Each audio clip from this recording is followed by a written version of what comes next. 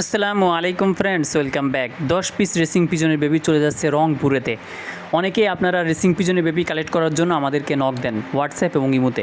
তাদের উদ্দেশ্য করে বলতে চাই যে যারা আপনারা আমাদের কাছ থেকে রেসিং পিজনের বেবি নিতে চান তারা আগে থেকে যোগাযোগ করবেন।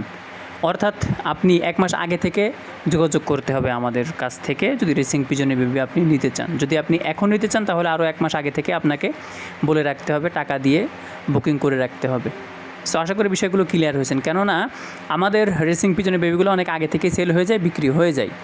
এই জন্য আগে থেকে টাকা পাঠিয়ে দিয়ে কনফার্ম করে রাখতে হবে। যারা 2 থেকে 3 পেয়ার 4 পেয়ার নেয় তাদের জন্য ছাড় দিই, কিছু কমে ইনশাআল্লাহ কবুতরগুলো পাঠিয়ে থাকি।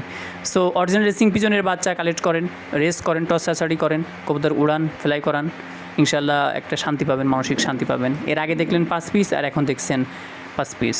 1 পেয়ার রেড সেকার, 1 পেয়ার সবজি, আর 1 পেয়ার আর 2 পেয়ার হচ্ছে আপনার মাক্সি।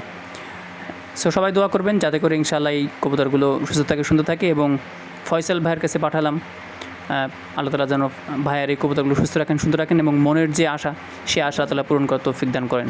অবশ্যই ভালো কবুতর দিয়ে লালন পালন শুরু করতে হবে, রেসার কবুতর লালন পালন, তাহলে আপনি এই সেক্টরে ডেভেলপ করতে পারবেন, আপনি সফল হবেন। অন্যথায় সফল হওয়ার কোনো সুযোগ নাই, কোনো ওয়ে নাই। আমাদের ভিডিওগুলো দেখলে আপনারা বুঝতে পারবেন কীভাবে রেসার কবুতর লালন পালন করে সফল হওয়া যায়। এ সম্পর্কে আমাদের চ্যানেলের মধ্যে ভিডিও আছে, পরবর্তীতে আরও কিছু ভিডিও আমি আপলোড করব। কীভাবে রেসার কবুতর কালেক্ট করবেন, কবুতর কালেক্ট করার পরে খাবার, সাপ্লিমেন্ট, উড়ানোর বিষয় নিয়ে, এরপরে কবুতর কীভাবে সেল করবেন, কীভাবে বিক্রি করবেন, কীভাবে আস্তে আস্তে আপনি এই সেক্টরে আপনার অবস্থান পাকা করবেন, সে প্রত্যেকটা বিষয় নিয়ে আমি আমার এই চ্যানেলের মধ্যে ভিডিও আপলোড করব।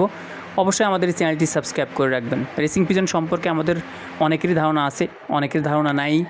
অনেকে রেসার কবুতর লালন পালন সহজ মনে করেন, অনেকে কঠিন মনে করেন। কাদের জন্য সহজ, কাদের জন্য কঠিন, এগুলো নিয়েও কিন্তু আলোচনার বিষয় আছে। সো প্রত্যেকটা বিষয় নিয়ে আমি আলোচনা করব। অবশ্যই আমাদের চ্যানেলটি সাবস্ক্রাইব করে রাখবেন। দেখেন, সাধারণত রেসার কবুতর তাদের কাছে সহজ মনে হয়, লালন পালন, কবুতর লালন পালন তাদের কাছে সহজ মনে হয় যারা অভিজ্ঞতা সম্পন্ন।